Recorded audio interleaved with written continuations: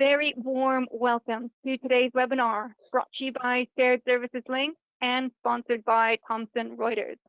Today, we are going to be looking at the France e-invoicing mandate and 8 things you need to know.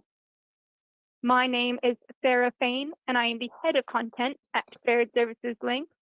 And I'm delighted to be joined today by our panelists, Hertz Passius, Regulatory Associate, Thomson Reuters, and Marwa Siddiqui, Manager Solution Consultant E-invoicing at Thomson Reuters. You, of course, have an important role to play in today's webinar as well, and that is to make sure you get the most out of this hour. One of the best ways to do that is to ask us questions, and we like to see your questions nice and early, and we'll be taking them in the last 10 minutes of the webinar. The best way to submit your questions is using the question box, usually over on the right-hand side of your screen. Just to preempt some of the most commonly asked questions, yes, the recording will be available, usually by tomorrow morning, and the slides will be available on our site as well. If you like what you hear today, please feel free to reach out, share the word. We really do love to hear from you. I will touch briefly on why we're here today. We are coming to you in September 2025, and 12 months from now, in September 2026, France's e-invoicing and e-reporting mandate will be enforced. Yet just 12 months ago, we are still seeing updates and technical specifications still rolling in. So for many people, it feels like a bit of a moving target. And France could be one of the more challenging countries to meet their mandate. Today, we want to help you feel more confident about preparing for the mandate. We're going to walk you through 8 things you need to know. And we hope by the end of the session, you have a clearer picture how to prepare and focus your efforts for the year ahead. So I want to just touch base with who is on the audience today. I have 3 very quick poll questions.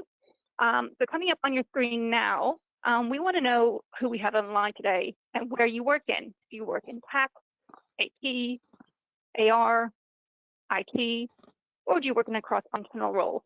It really just does help us understand and give it a pulse.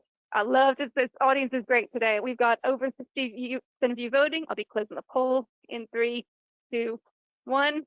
I'll share that on the screen. Oh, so we have about a majority, or not majority, 41% for cross-functional, 31% tax, 16% IT, 8% AR, 4% AP. So interesting results, and we want to get a sense of how prepared you feel for the French mandate. You feel very prepared, and you just want to make sure you're up to date. Are you mostly prepared, but you need some fine-tuning? Do you feel somewhat prepared, but you have a lot of work to do? Or do you find yourself concerned about how you are going to prepare for the mandate? So again, lots of the lovely audience here, many of you voting. I'll be closing the poll in 3, 2, 1. Results coming up on your screen. So only 2% of you say you feel very prepared. 14% you feel mostly prepared, some fine-tuning. 61% feel like you have a lot of work to do. And about a quarter, 23%, say you're concerned about how prepared you are for the mandate. So I think you are in the right place. And I have one more quick poll question to you before I hand you over to our experts. We just want to get a sense of where you are with e-invoicing France. Do you have a solution in place that you're satisfied with? Do you have a solution in place, but maybe you're a little bit unsure about compliance? Are you about to choose a solution, or are you looking at solutions? So thanks so much for everybody participating in this. I think it really does help us learn a lot about who's on the line today. I'll be closing the poll in 3, 2, 1, and the results are up on your screen, and it is very spread out. Fairly equal proportions. 19% have a solution in place they're satisfied with. 30% have one but have doubts about compliance. 20% about to choose a solution, and 30% are looking. So thank you so much. And with that, I will hand you over to Hope.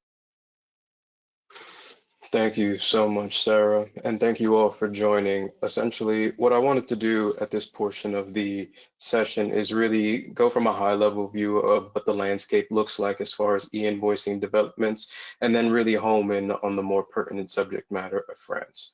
So with VITA developments, we know it is sort of EU-wide legislation with some very, very recent let's say, updates, right, as far as the timelines are concerned. So November 5th, the ECOFIN reached a unanimous decision on the legislation, let's say, or the VITA package, stating that there's no more gripes or concern with the content. And then it was off to the races with that. So from March 11th, it received its stamp of approval, and that's March 11th of this year, of course. And then it's been fully ratified, moving into April 14th being the first milestone, let's say, where member states no longer have to request approval or derogation from the European Commission to implement domestic e-invoicing obligations. They can do so on a whim, essentially. And I think that's very important to understand as we kind of progress in this future that is very digital, let's say, right? A lot of e-invoicing obligations popping up left, right, and center. So it behooves you all to be in the know pretty early on. And there are many different markets, let's say, of course, across Europe that are really developing, let's say, in this space when it comes to e-invoicing. So I'd love to be able to showcase that to you all. If you just give me a moment, we can talk about several different markets, but I think when we talk about, let's say, France or Croatia or Slovakia and the like, we also have to focus on the fact that all of this is encompassed by the requirements associated with VITA, right? So we know that domestically, of course, no more requests for derogation necessary, then minor changes to content as far as invoices are concerned with EN compliance. And then moving into 2030, it's mandatory for, let's say, cross-border or intra-community transactions to be accompanied by an invoice, but not even just an invoice. There's also mandatory reporting requirements associated with those transactions as well. So 2030 is also another very, very serious milestone. And it's coming a lot sooner than we all give it credit for, right? And that's usually how it goes in the realm of e-invoicing. We think we don't have to prepare, and then, you know, an obligation basically pops up tomorrow, and we all have to kind of get our affairs in order. So moving beyond 2030, we can say that 2035 is the year in which more or less member states have to harmonize with VITA requirements if they had a certain form of CTC in place prior to VITA's ratification, right? So markets like Italy, Poland, and a few others really do have to harmonize themselves with VITA requirements into 2035 and beyond. So all of this is essentially all-encompassing, really, when we're talking about transactions in the European Union. So as I've stated before, I'd love to show you all what the landscape more so looks like. So essentially, yeah, developments in Europe. Many different markets need to harmonize by 2035. As I stated before, Romania, Poland, Italy, Greece, and similarly, many markets have already announced their intent to align with VITA sort of preemptively, right? So we see things headed in a singular direction as far as the EU is concerned. And I think that's very important to note here. So markets like Belgium, Slovenia, Slovakia, and the like have already made it abundantly clear that anything that they implement moving forward will fully align with VITA, legislation. But France is also a market that somewhat aligns itself quite similarly. So the French mandate and all of its unique bells and whistles are just that unique, but of course they cannot deviate from where things are headed, so to speak, right? So aligning themselves with VITA through and through. So as I stated, you know, it's the reason we're all here today, right, is to discuss the French mandate through and through as it pertains to all of these different unique developments. So allow me to start with where the obligations begin, right? Because I think, once again, it's important for you all to know where things are headed, as well as when different timelines impact you and the associated obligations under the umbrella that is the mandate in and of itself. So essentially, obligations begin September 1st of 2026, where it becomes mandatory for large and intermediate sized companies to issue e-invoices as well as do the associated e-reporting dependent on their transaction types. But simultaneously, all taxpayers must be able to receive electronic invoices beginning September 1st, 2026. And then a year immediately following, essentially everyone gets looped into the fold, where small, medium, and micro-sized enterprises will then have the obligation to issue electronic invoices and e-report come September 1st, 2027. So for the larger players in the market, they get started a bit earlier. It's September 1st, 2026, but then it unfolds to basically everyone from September 1st, 2027 to infinity and beyond, so to speak. But then moving into, I guess, the more particular types of transactions or obligations associated with e-invoicing loops into the fold taxpayers that are VAT registered in France, of course, but also have a domestic and local fixed establishment, right, or a place of business. So those are essentially the taxpayers that are on the hook for e-invoicing, but e-reporting is more so associated with cross-border transactions, and that's both AR and AP, as well as B2C transactions. So those operating out of brick and mortars or retail stores or, POS setups and similar. But I think it's very important to note that both e-invoicing and e-reporting ultimately aggregates data to the public invoicing platform via certified service providers, right? And we'll delve into that a bit more as we proceed in today's presentation. But I wanted to make it abundantly clear that all of the data associated with be it e-invoicing or e-reporting does indeed ultimately make it into the hands of the French government via the public invoicing platform. So with that said, I understand that I've unfolded a lot for you all, but I want to ask my co-panelist, Marwa, as far as business readiness, given all of these different obligations, what have you seen in the market as far as, the levels or extents to which market participants are ready for this mandate? Yeah, thank you, Hertz. And just before I answer your question, I want to do a quick intro so that everyone knows where I'm here also. I've spent actually the last 4 to 5 years on our Pagero's France compliant team. So working on our PDP application, joining the French working groups or group de travail, and feeding also requirements and market needs back to our product team. And as a solution consultant, I've also led the discovery, solution design, and meetings for multinationals, including multiple countries and including France also, across tax, finance, and IT. So we can say I'm close to the rules, but also how they land in real life or in a real delivery roadmap. And readiness today, I would say uneven. And we saw it in the poll question a few minutes ago. So if we triangulate what I see with customers or with prospects and French deals, with also what the French press is also talking about in the last weeks or month, roughly 4 out of 10 companies can say that they formally kicked off or signed a project with a service provider, so with the PDP. Large groups, we can say that they are more mobilized and more ready, but for SMEs, they are still in awareness or more wait and see mode, and it's very understandable.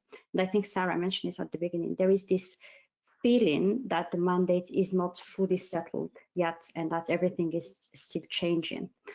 And in my opinion, I think there are like 3 things that generate this feeling. So first, we have this moving target thing. So we have new publications every time. We have new updates that keep landing.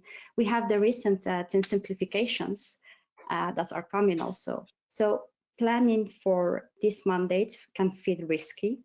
Then we have choice overload, I would say. Today, we have more than 100 provisionally listed platforms from all over the world.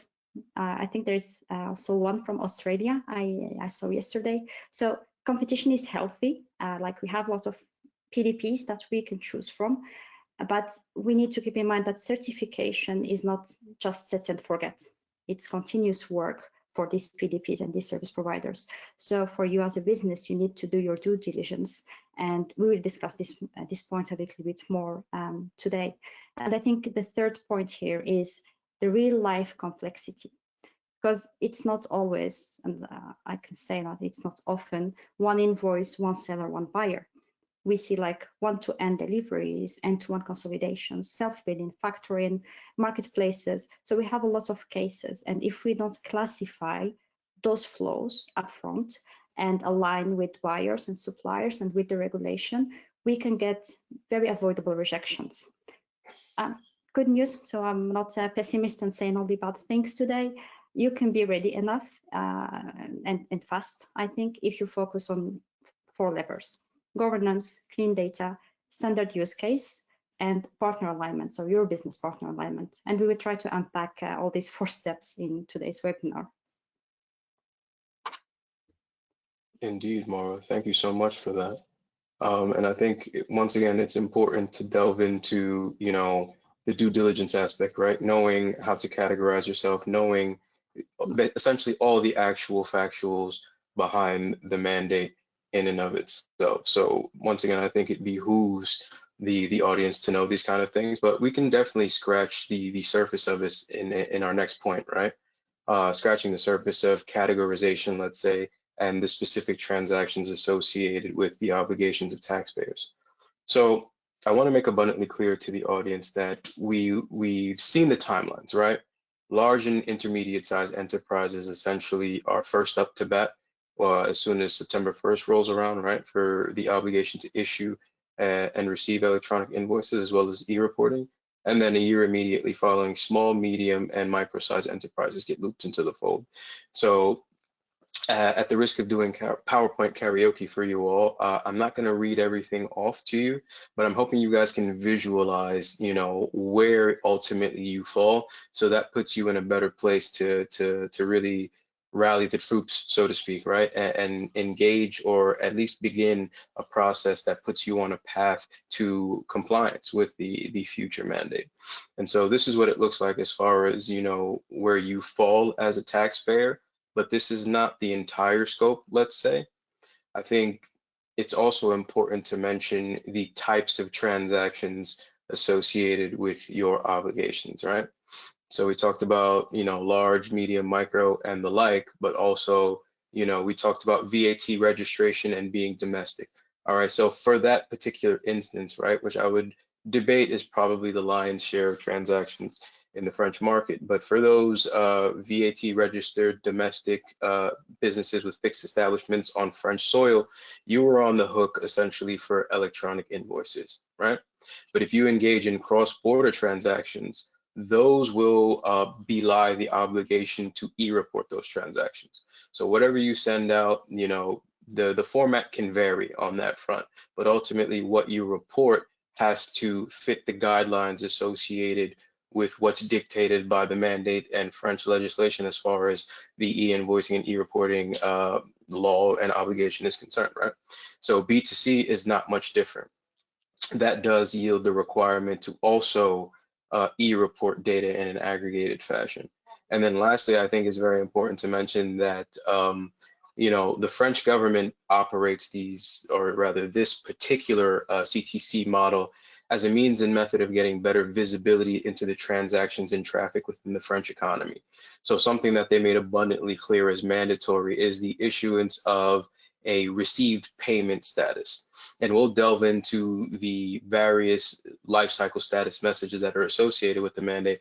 But this is one I wanted to make abundantly clear here because it's not only unique to France in certain respects, but it's also paramount when we're discussing levels of importance and types of transactions, because more or less, the issuance and reception of, let's say, a message type can be viewed as a transaction as well, right? Like it still needs to be issued and it follows essentially the entire transaction from beginning to end.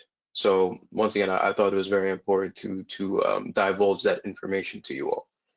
Moving forward, I think I discussed at length what is in scope, right? What is encompassed by the mandate as far as obligations are concerned. But yeah, format and transmission compliance is also very important. But perhaps we should discuss just to a certain degree, however, some of the exemptions, right? I just want to make abundantly clear. If you are, let's say, a non-taxable person, such as an NGO or a nonprofit organization, you are essentially off the hook for these obligations and requirements. And that doesn't mean you're prohibited, right? You can still engage in them if you like, but I want to say the French government is not so heartless, right? So certain parties are indeed exempt. But simultaneously, if you engage in transactions that are generally VAT exempt per the French tax code, if you're operating in the space of education, healthcare, certain financial sectors as well, you are also essentially off the hook. Not prohibited, but you are under no obligation to issue and receive electronic invoices or e-report at all. So once again, information that I think just behooves the audience to know. But yeah, I just wanted to make that abundantly clear. simultaneously, I want to ask Marwa, did you have any input here? You know, we talked about a lot of different obligations and who falls into what category, but from your levels of expertise, I was wondering if you could chime in on anything that was mentioned. No, you explained everything very well, and I know it's complex, and this can be a lot of information also, especially if someone is not very aware about the French mandate. So just the big thing to know is that there is invoicing and there is e-reporting. Invoicing would apply to your domestic taxable B2B sales between VAT registered businesses that are established in France, and e-reporting will apply to anything that is outside that core perimeter. And in e-reporting, we have B2C reporting, B2B e-reporting for cross-border invoices and the ones with non-established businesses, and payment e-reporting. So in short, even if you think that, okay, I'm issuing just few invoices or receiving only a few invoices in France, you still can have e-reporting duty. So it's very important to set and you know what hurts? Let's give the audience a homework. I'm thinking now. Let's give them a very, very simple homework. So 2 things to do. Last week, the tax authority has published the public directory, so the annuaire. It's open for consultation. You can go consult it, use your CIREN, CIRET, or name of your company. So go and check the directory entry. See if you are there, if you are listed, with what information you are listed. Do you have, I don't know, receiving platform already designated? I hope not, because you should sign with the platform before. And check also the billing address of your partners, so your buyers, your suppliers. The second homework is classify your flows, as Hertz explained. So, I mean, domestic B2B invoices, those are my domestic B2B invoices. Those are my cross-border B2B invoices. I have these B2C invoices for e-reporting. And very important, flag any services that you are doing today with the cash basis VAT, because you will need them for payment reporting. And I think, yeah, I think that's a good homework for this week. Thank you, Marwa. I won't disagree at all. You know what I mean? It's a bit of a back and forth, give and take with the audience. Everybody should have an entire grasp on this mandate through and through, because once again, it's in our best interest, certainly. But while we're talking about, I guess, homework and the need to do's, compliance is a big name of the game, right? Things that you need to do. Once upon a time when we were in school, it was homework. You needed to do it. And I guess this is quite similar, right? The need to do's, which is essentially complying with the required formats as well as means and methods of transmission. So as stated by the French tax authority, DGFIP, when talking about complying with the mandates as far as formats are concerned, there are 3 formats that are sort of the North Star, right? 3 formats to rule them all, which is the French UBL, the French CII, and the hybrid format FactorX. Now, as Chorus Pro will remain the platform for invoice issuance and reception, I guess you can say, in France, as far as the public sector is concerned, PEPOBIS is also mentioned here, and I'll delve a bit further into that as we discuss some flows. But I think it's also very important for the audience to know the only means and method as far as transmission is concerned. Of course, you have to comply with the formats, but the lion's share of work when we talk about data transmission, issuance and reception of e-invoices, e-reporting, and the like, the transmission means and method actually has to go through a certified service provider. In France, it's known as a PA, and that's an abbreviation, which is for Plateforme Agréée, and I hope that's good French, Mauro. But this is also known as a PDP, right? And so what they are essentially are indeed certified service providers that will be doing the lion's share of the work, let's say, when it comes to, once again, e-invoicing, e-reporting, issuing lifecycle statuses, payment statuses, and the like, via the only 2 allowed communication protocols, which is EDI and API. They do essentially everything when it comes to ultimately getting that data not only to recipients, but to the public invoicing platform as well. And, you know, everything's going through these certified service providers, but I don't think, you know, looking at the service providers in the market is something to thumb your nose at, right? It does take a bit of background and a bit of work. And I think Marwa, no one knows that better than you. So I would ask, like in the context of getting, let's say, certified as a PA, what does that look like, right? What is there some background you can give us on the process associated with getting certified? Yeah, yeah, it's not an easy process. I can summarize it in this, but I think this link us also to the fourth point that we have in our agenda for today, which is like when you are selecting a provided or approved platform, what to look for. And I would be linking here or connecting three pieces that often get discussed separately. So we have the certification, as you asked, Hertz, and the archiving and PEPL. So first, the certification. The thing that we need to keep in mind that it's not a one-time trophy. It's not a certification for life. For us service providers, it's ongoing development, adaptation, and also audits. So we don't just pass the first audits and that's all. Today, all service providers that are listed in the official list are provisionally registered, and they still need to pass technical and compliance conformity checks and audits to receive the final registration number. And after that, they will need to go through, or we will need to go through periodic assessment, and periodic audits every 3 years. So during your selection process, if you have not selected the PDP yet, go beyond the "Are you on the list?" question. Ask about audit cadence, how quickly they implement regulatory changes and updates, because we are seeing it. There is a lot of changes in the French mandate, and in any mandate, I think, like mandates, they are alive, they keep changing. Ask about their interoperability, the SLAs they have, and how they plan and manage the registration number renewal in 3 years. And also, it's very important, I think, if they have experience with being certified platform under other regulations.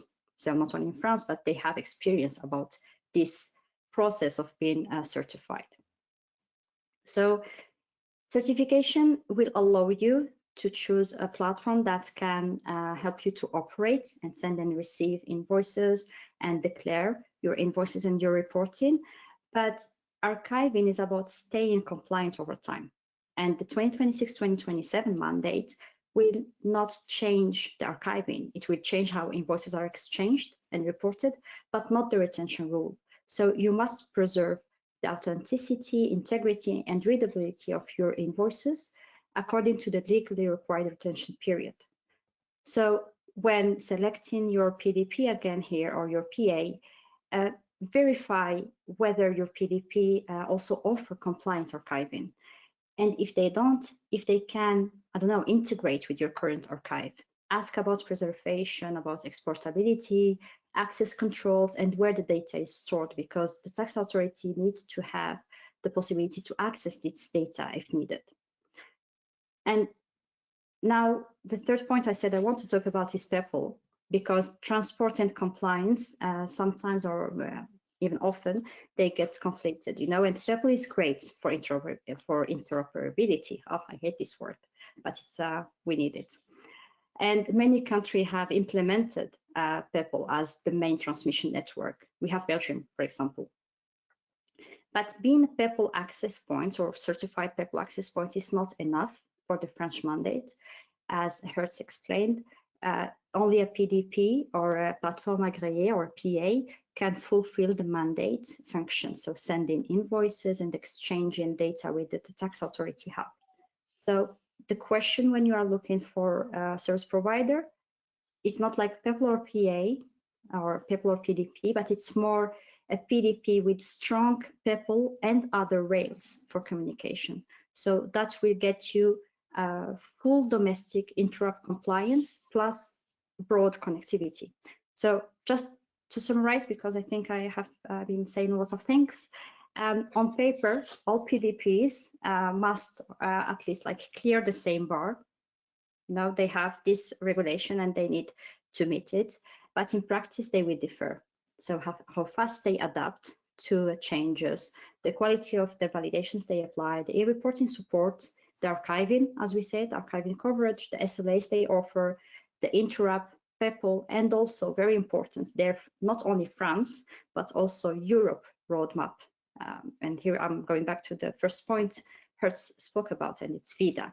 So when you think about a partner for France as a solution, think about a long-term partner, the one that can deliver France, but everything in France. So invoicing, archiving, PEPL, and also help you to be prepared for VIDA.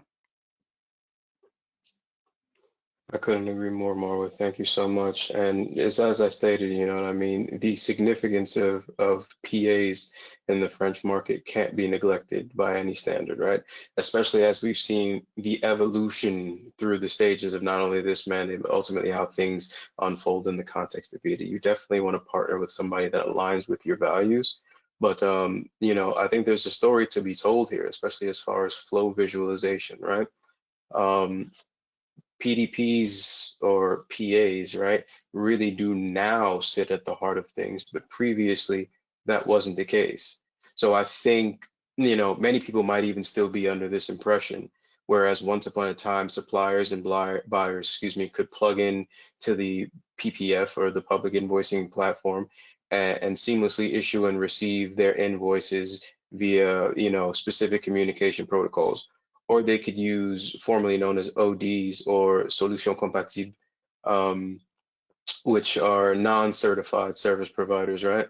Once upon a time that was allowed, but as the mandate progressed and evolved and other sweeping legislation started to converge, we see that the role of PDPs or PAs cannot be neglected, right? So they really do sit at the heart of this, issuing and administering the data not only from supplier to buyer, but ultimately to the PPF as well.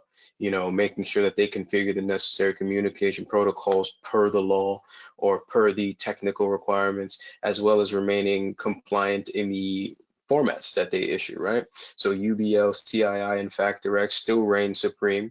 And of course, there are other formats that, you know, can be bilaterally agreed upon, but those are still North Stars and things that, you know, that's part of the heavy lifting that PDPs or PAs will have to do, especially when we're talking about domestic transactions.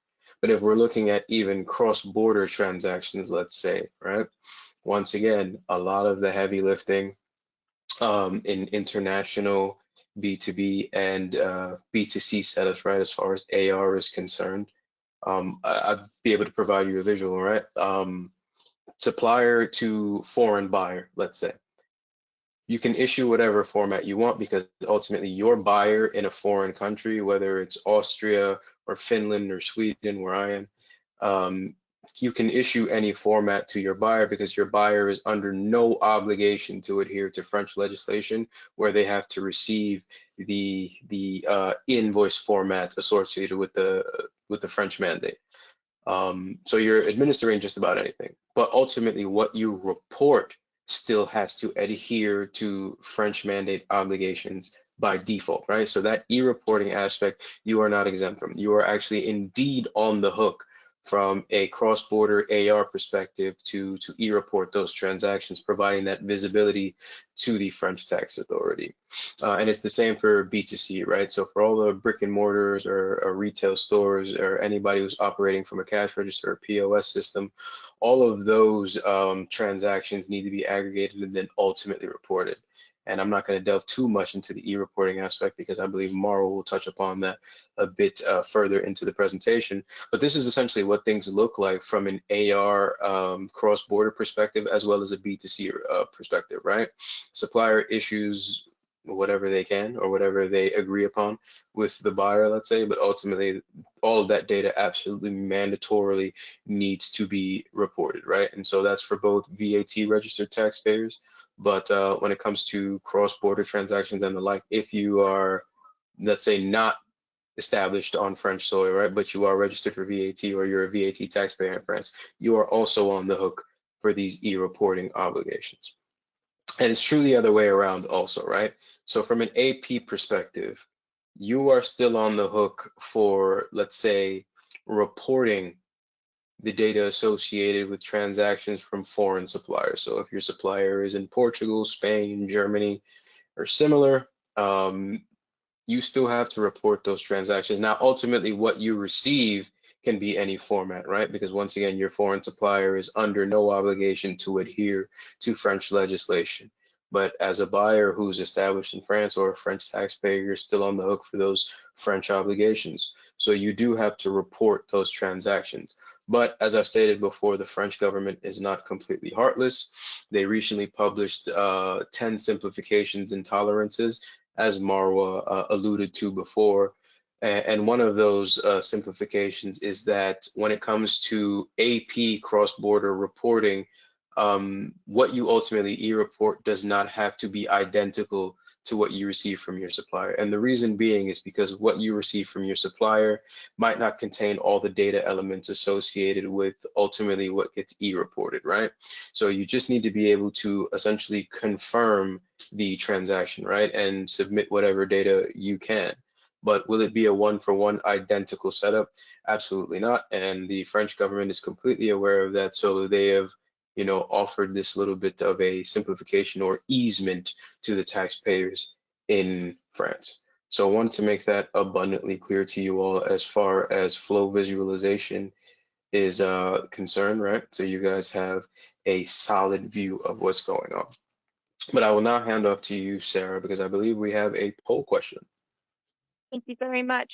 Yes, we have shared a lot of information with you, and we just want to touch base with our audience again. And just to understand, when it comes to e-invoicing, what countries are in scope for you at the moment? Is it just France? Is it France and a cluster of countries? Is it all of the EU or the EU and international?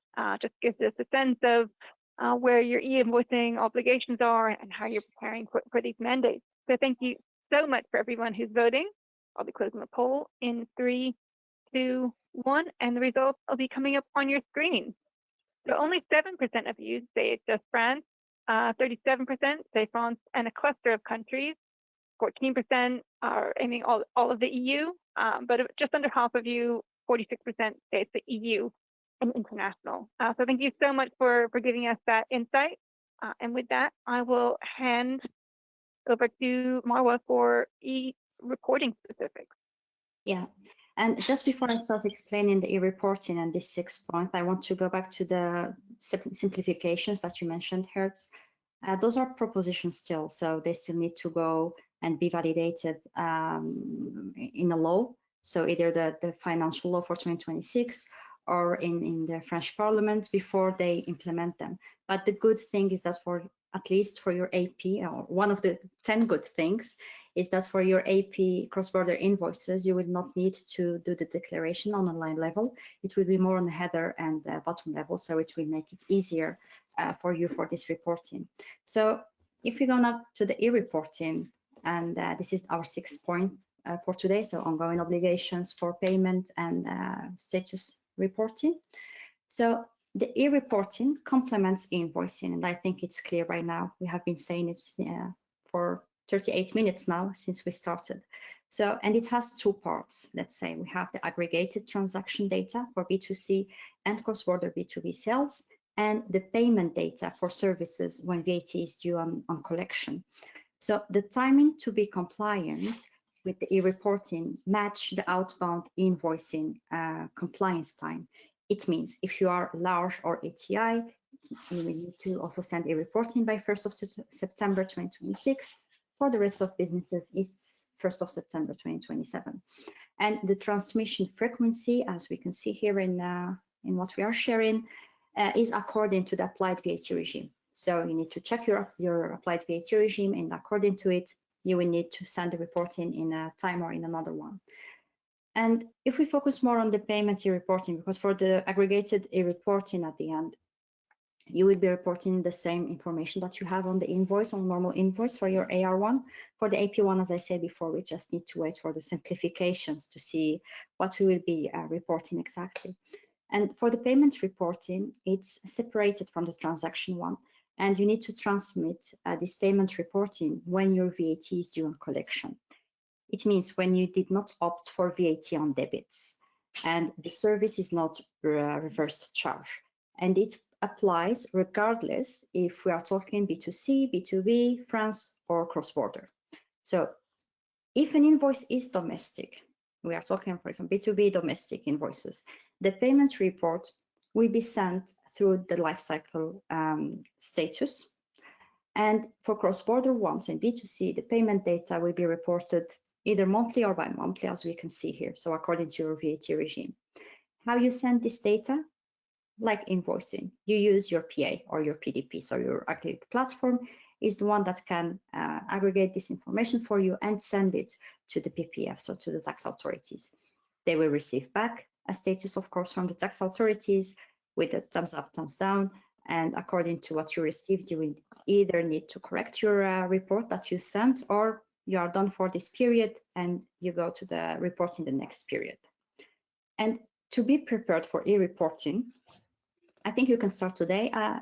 I'm giving a lot of homework for today, but yeah, let's give you everything for today, and then you can organize yourself later. But you can start, as we said, by classifying your flows, you know, B2C, intra-Europe, B2B, exports outside Europe, what are the services I'm also having, and the goods, and the non-established supplier cases, for example, also Monaco, think about it. You may have to report these transactions if you have entities in Monaco.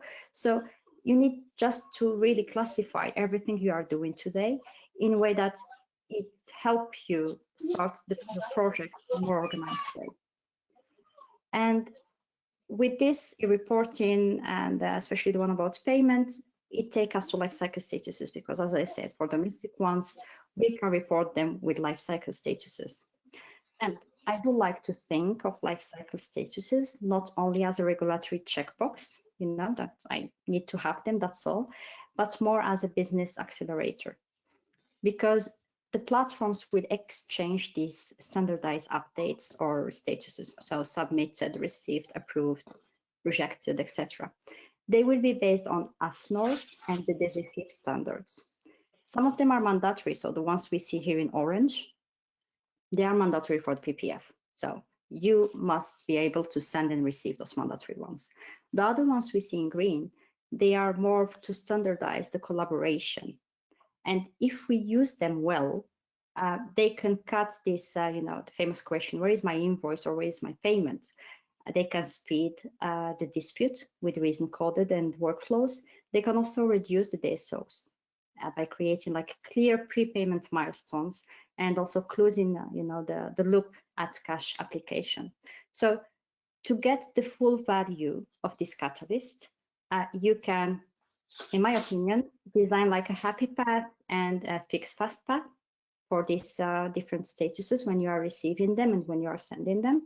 Tie the statuses to a SLA and map each one to a clock. For example, made available to received, well, less than 2 days, or from received to approved, less than 5 days. You can also feed your matching tools and your cash up logic with these statuses, and you can track KPIs like time to first action, payment lead time, etc. So to do this, of course, it requires for you to have the best master data, so a clean master data, to standardize also your use cases. Use cases also are very important, and they will be influential in everything related to invoicing. And also have your status-driven work queues very clear. So as you can see from everything I've been explaining till now, it's really complex mandate, and it has a lot of things that you need to think about, to work on as a business. And our fourth point today that we spoke about before, which is like how to choose your PDP. So when you think PDP or PA, don't just think, I don't know, I will go to the list and buy a platform and voila, I'm done, you know, I have a solution. Don't buy just a logo. So choose your partner wisely, you know, choose the one that can guide you through this complexity, because it's invoicing, e-reporting, lifecycle statuses, use cases.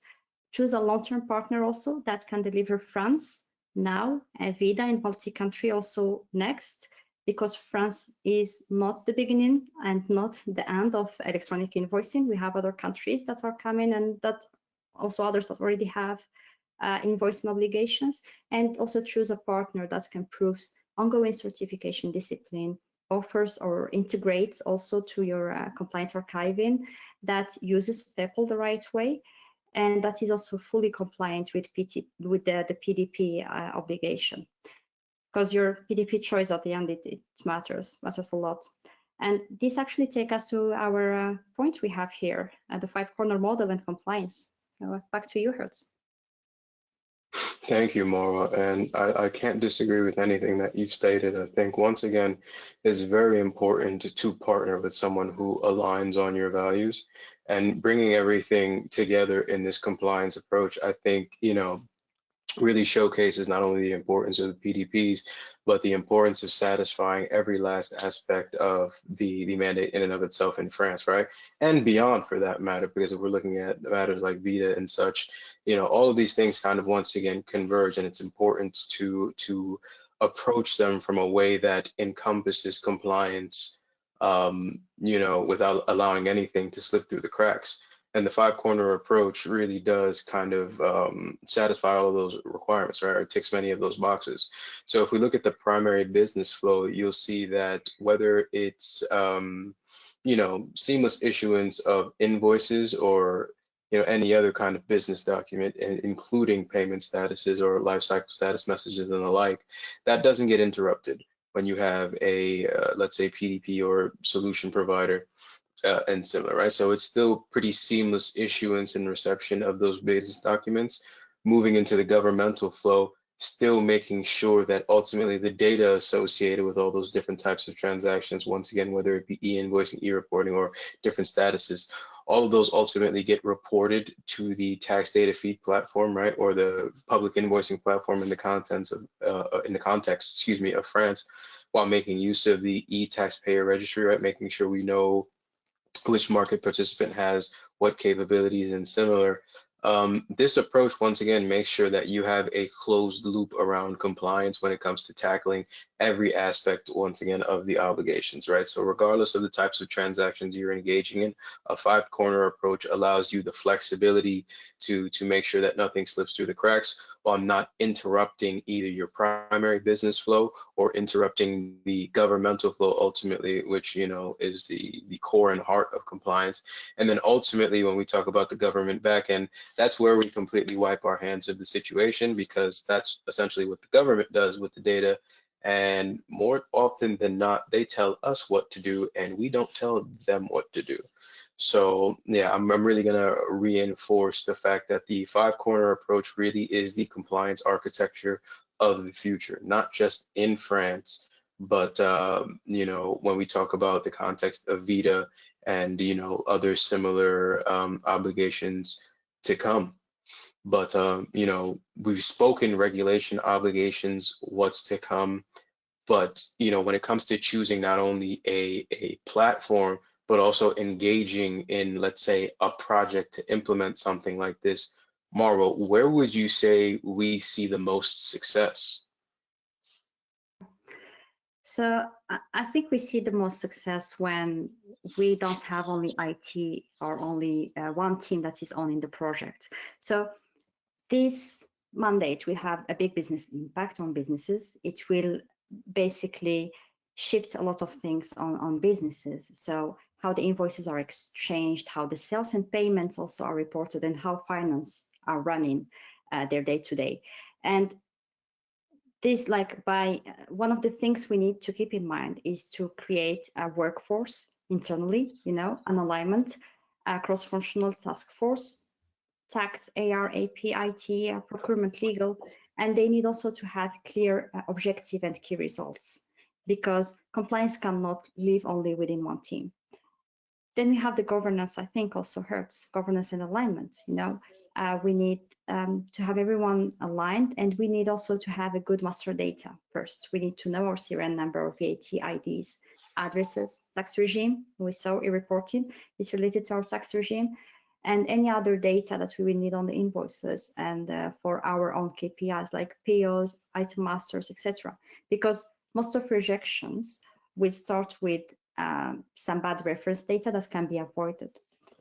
We also need to standardize our ways of working because we need to map our real life cases, to the use cases, the official ones that were published. So if we have partial deliveries, self-billing, credit note, monthly payments, etc., all these, we need to map them to our current flows that we are using, and also agree on like exception book with refusals that we are going to use and when we are going to refuse, or how and who is responsible so to fix that, and in what many days or how many days, and also define our tolerances and matchings.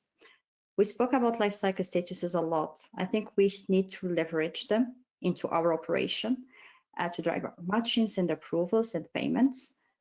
And last but not least, external communication. We need to communicate with our partners, buyers and suppliers. We can, for example, share a one page on how to invoice with us or how to invoice us, and maybe some cheat sheet about status reasons. With this, we will align also with them on how we can keep working together within this mandate, this complex mandate.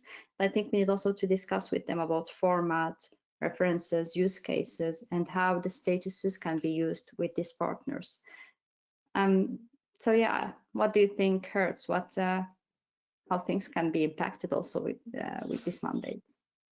I couldn't disagree with anything that you've said. When it comes to organizational collaboration, communication definitely is paramount in making sure, once again, that you have a closed loop on compliance. And I think, once again, a large portion of that is indeed partnering with, parties that align with your values, but simultaneously making task force even within your own organization, once again, to make sure that you are collectively managing the different instances and obligations. So once again, converge, and then ultimately have something that you know is ironclad moving forward. But I couldn't have said anything better myself as far as the way that you put it. So that would be my only remaining input. Well, thank you very much, Hertz and Marwa. I always learn so much when I listen to you, and I think our audience has been taking copious notes today. So thank you very much. We do have a number of questions. We will not be able to get to all of the questions, so I will have to pick some that I think will benefit the largest number of people on the line, but I do promise we will send every question that's come through to the Thomson Reuters team. Marwa, I think this one might be for you on life cycle reporting and rejection. What would you say, what is the distinction between a refusal and a rejection status in the context of invoice cycle statuses? Is there an official catalog or list of reasons for refusal? And then tied to that, if an invoice is rejected by the buyer's PDP, is the seller allowed to correct an error and resend the invoice using the same invoice number via the seller's and buyer's PDP? Yeah, so one of the great work that was done with the working groups and DAFNOR also, of course, is to set this standard, all standards that are kind of framework for the invoicing in France. And in one of the standards, the one related to invoicing and lifecycle statuses, we have it's open. You can download it. You can go and download it and have a look at it. We have like a big Excel file with a lot of different sheets, and one of them, the last one, have actually all the different reasons for refusal, and in each one of these reasons, like what are the suggested lifecycle statuses that you can generate. So this is making everything like very standardized, and we can avoid some refusals where they don't have to be, because yes, we do have the rejection, for example, is technical. It will be done by your PDP, either you're receiving PDP or you're sending PDP. They will be rejecting based on the validations that they are applying.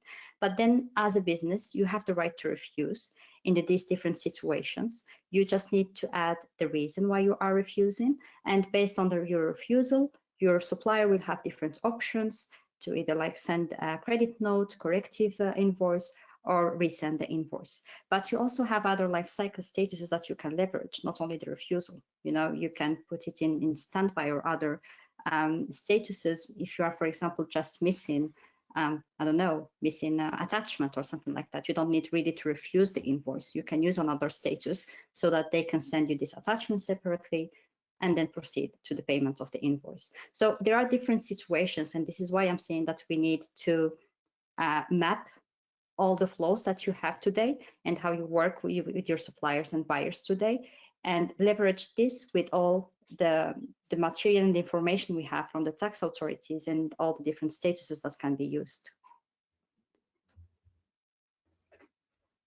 Thank you. And maybe this one for Hertz, a few questions about asking for foreign companies or entities not established in France, but having a VAT registration. Are they obligated to issue and receive e-invoices and subject to e-reporting as well? So from the beginning, I would say that e-reporting is definitely the obligation that, let's say, non-established French taxpayers were on the hook for.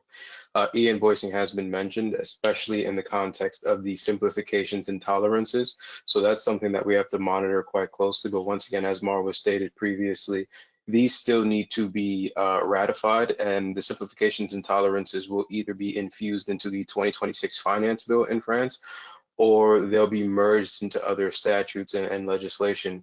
But I think one of the, I guess, harder requirements is indeed the e-reporting aspect. That is something that should be the focal point for non-established taxpayers in France, and then wait for developments to see how you get encompassed by e-invoicing requirements. You. Just letting people know, yes, the presentation will be available and the recording should be available later today as well. Marwa, quick one on, is there a deadline to send the life cycle status? Is there what, sorry? A deadline to send the life cycle status?